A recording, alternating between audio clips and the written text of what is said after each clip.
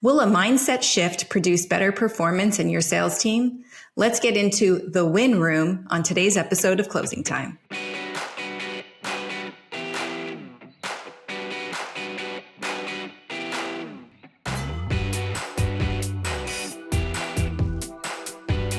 Thanks for tuning into Closing Time, the show for go-to-market leaders. I'm Val Riley, head of marketing for Insightly, Unbounce, and LeadsRx. Today, I am joined by Jaime Diglio. She is founder of The Win Room, a firm for coaching leaders, sellers, and teams. Jaime, so excited to have you on the show. I'm so excited to be here. Thanks, Val. All right, I'll let our viewers know that I went down a bit of a rabbit hole when I found out we would have you as a guest. And so I want to start out by asking why sales leaders should work on the confidence level of their sales reps, and why is that important? Okay. So knowing how to understand ourselves and sell ourselves is the foundation. And so if you don't fix that first, everything else, it impacts everything else. So it is critical. And it's also something that's not really talked about. Like we say, oh, get out of your head. You need to have confidence. But like, that's a skill. Like it needs to be a skill that's focused on. And so the more that we see that when we focus there first and then give them the skills on top of it, it's exponential growth. So I said I went down a rabbit hole. I did watch your TEDx. It was so impressive. And I'd really like to spend our time together today touching on the topic that you covered. And it's about the war room versus the win room. So can you start by just defining those two states of mind? Sure. And most people who are listening, I mean, they know the war room and they probably have maybe a win room with their sales teams and their organizations, right? The war room was traditionally the place where you go to, figure out the deal, strategize on what to do next. But when I talk about the war room versus the win room, the first place for that is at basically every moment of the day, we're living in one of two rooms in our head. So on one side is our war room, and that's where we work against results, or in this context, we're working against revenue. It's where we doubt ourselves, we self-sabotage, we focus on our weaknesses, we compare ourselves to everybody else.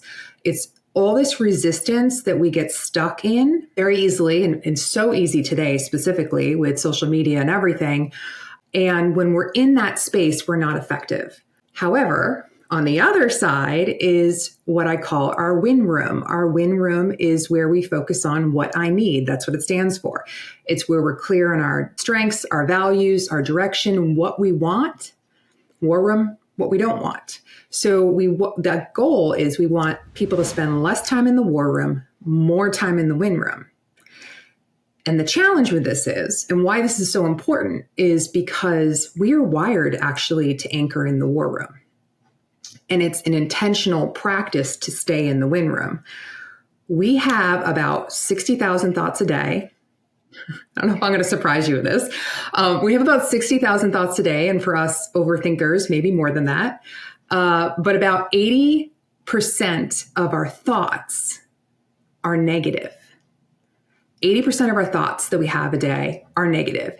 And to compound that, 90 to 95% of our thoughts that we had yesterday, we're going to have again today. So we as humans, and this is like if you're a human, if you're breathing, living, breathing, this is how we get caught in these loops. And we're unconscious of it. We're not aware of it. So the intention around when we think about building confidence, building about self-awareness, it's about going from being unaware to aware. And that's the process. That's the skill building of moving from the war room into the win room and teaching someone how to notice it. So when we can do that, every bit of that matters. And so we're spending our reps, our people on our teams are going from losing you money in the war room to making you money in the win room. So it occurs to me, if that war room is a mindset, right? If you're a sales leader and you might say, okay, the numbers aren't where we're going to be, where we want them to be. So we're going to spend some time on some training, right? We're going to train on cold calling. We're going to train on challenger selling. But I guess you would contend that as long as your reps are in the war room, none of that training is really going to stick.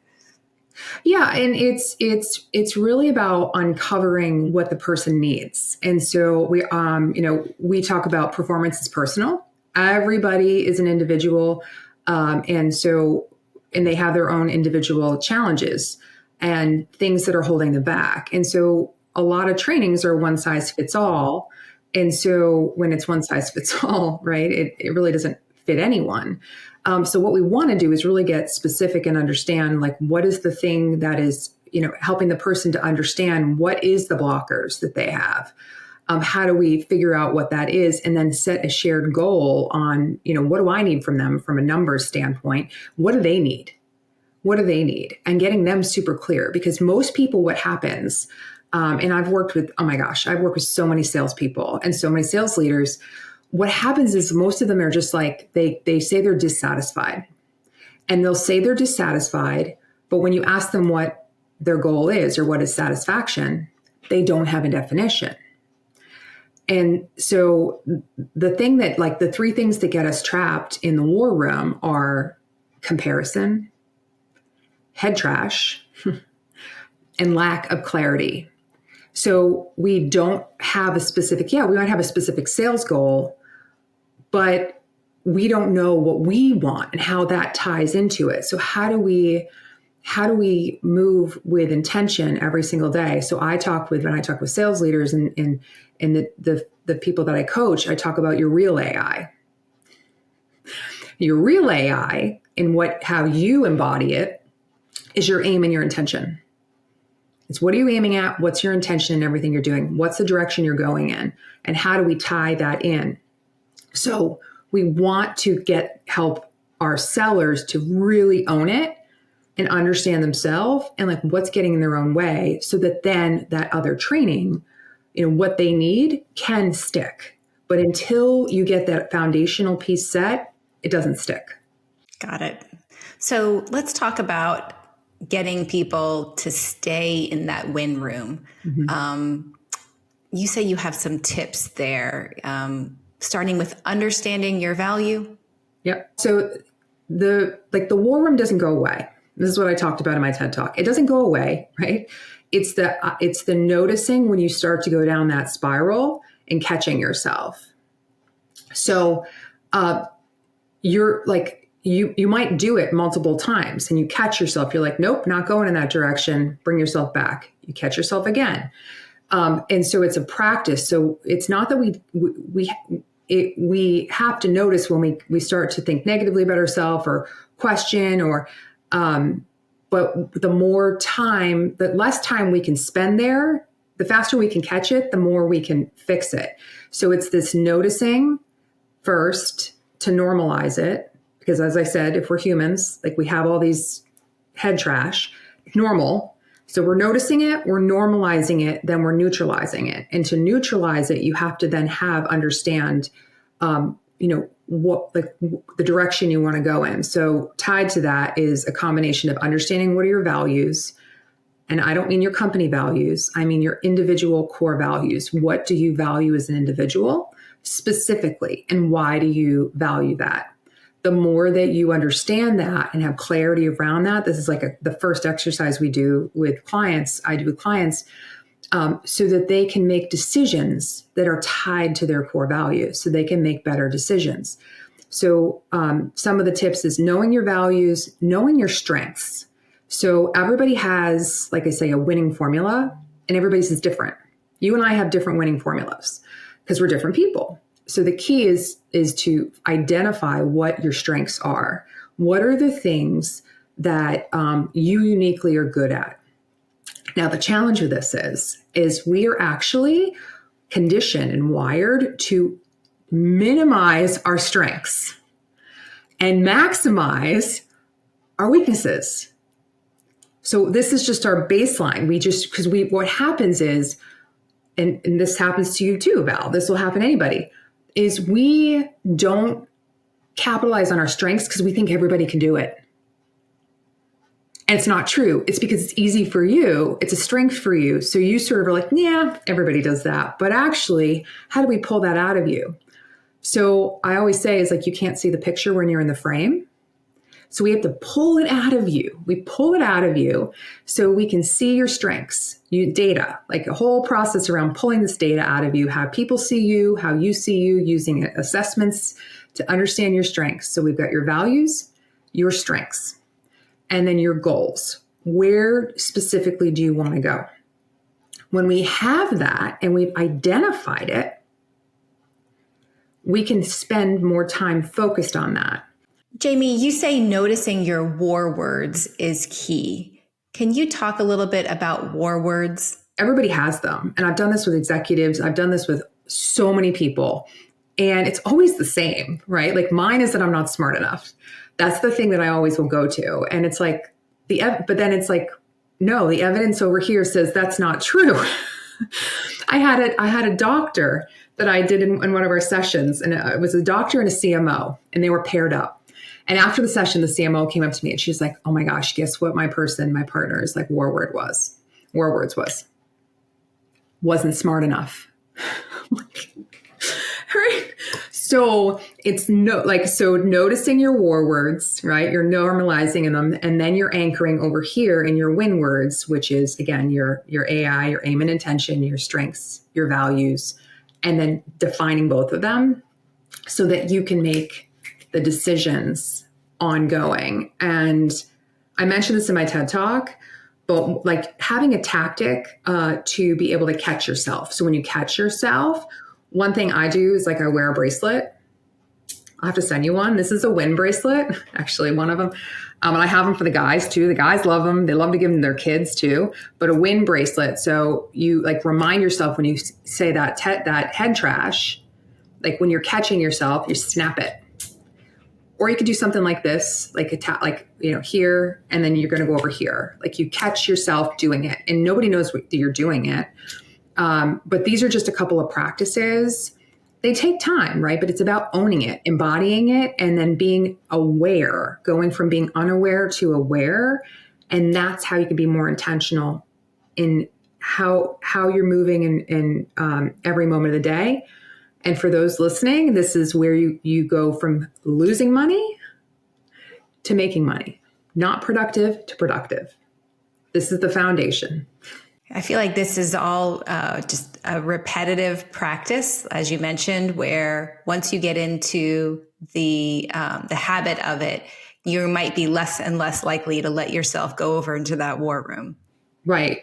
Absolutely. And part of the practice is being in the practice. So we're talking today specifically about starting here, but the next step is then sort of your first step is understanding yourself. The second step is understanding others. And so the practice is in how you are then taking everything you've learned, your win room, your win words, everything you want to do, and then using those in your practice, in your conversation. So practicing it in client conversations, practicing it in when you're talking with leadership.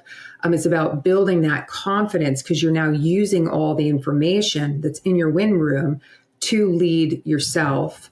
I call it like your leadership language. So once we have all that data and all that information, this is where you play. And the more you practice in it, you say, wow, that conversation was different. The idea then is like you're using these words with intention, and our goal is to make people memorable. So our reps, our leaders, memorable so people listen.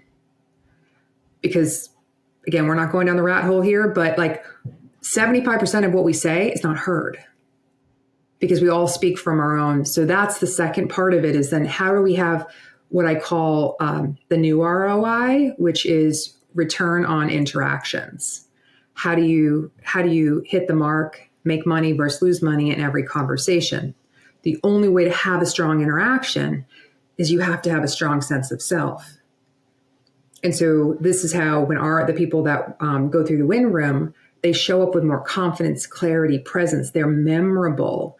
And it's the life hack is, it's because they're being more of who they are and not who they don't want to be. I love that tip. Like, what's a trigger moment? So for me, it might be as I'm about to walk in the door of the boardroom for like a quarterly meeting. Maybe for a sales rep, it's when they're about to pick up that phone, Yeah. or for a sales leader, they're about to have a one-on-one or whatever. Like in those moments, really focusing on staying in the win room. Yes. And you have to trick, because what happens is that 90 to 95% of like how we're just in these loops. It's thoughts and feelings. But what ends up happening is it's a feeling. We get so conditioned and we get addicted to our negative thoughts. Like this is, like I said, we could go on and on about this, but actually get in the habit of doing. So when we say we don't want to do that, it's like we automatically feel it. So we have to trick our brains. And so a tip for that before you walk into a sales call or you walk into a meeting is you feel nervous. And so instead what you do is you say, I'm really excited. I mean, you don't have to say it out loud. You can if you want in the bathroom, like, I'm really excited, really excited. So, but you could just say it inside or like in the car before you walk in. You could say it in your head, but you just say, I'm really excited. I'm really excited, because nervousness and excitement are the exact same emotion. Nervous is war room. Excited is win room. So we trick ourselves to then be like, okay, I'm present. I'm excited. I want to be here. And so the way that we do that, right? Like that's just a little hack for what to do when you sort of get yourself there before you walk in. All right. I'm going to think of you the next time I walk into actually it's next month. So it's coming up pretty quickly. You're going to be like, I'm so excited. I'm so exactly. excited. I do feel like we could talk for hours. I want to let folks know if they are interested in your TEDx talk, we're going to put the link in the show notes because, like I said, I watched it, went down a rabbit hole, really found it engaging. Where can people go if they want to learn more about your firm or your coaching services? Sure. Well, you can find me on LinkedIn, or you can go to my website, thewinroom.com. Reach out to me. I'd love to hear from you and hear what resonated. So Val, I want to ask you the one question I ask people at the end of every interaction, right? Because we're having an interaction here. What was most helpful that I talked about? Was there anything that stood out to you specifically? I think what we just covered, where if you're feeling nerves and excitement are so similar, and that you just need to tell yourself, hey, I'm excited, and that's going to put you in a positive mindset versus letting yourself feel nervous, and that puts you more in a negative mindset. So I think that's going to be my big takeaway. Love it. And the reason why I ask this is like, this is a little hack, is because a lot could be said in a conversation, in a sales call, and as a leader when you're presenting to people, but you don't know, everybody listens from their own background. So when you understand and ask that question, it helps you anchor with what was the thing that really resonated. And so for you, it was a specific practice that you could apply moving forward. And so I now know more about you. So if I'm like selling to you, or if I'm trying to lead you, I then know the next interaction and the things that I want to use with you need to be like that. They need to be specific, tactical practices. What a great way to end a sales call, even like, hey, what was the most, you could definitely get people talking and get people to open up to you that way. So I do love that tip. I hope some of our sales leaders and sales reps will take that one. Yes, they should use it in their one-on-ones. They should use it in their team meetings. The end of their team meeting, everybody, what stood out most, what was most helpful we talked about today. Get everybody to give their feedback, because it's rewiring them, and then you're understanding and getting that data back. Awesome. All right. I feel like that's a great place to stop. Thanks for joining us, Jaime. And thanks so much to all of you for tuning into Closing Time. Remember, you can get this episode delivered right to your inbox. Just click the link in the show notes. We will see you next week.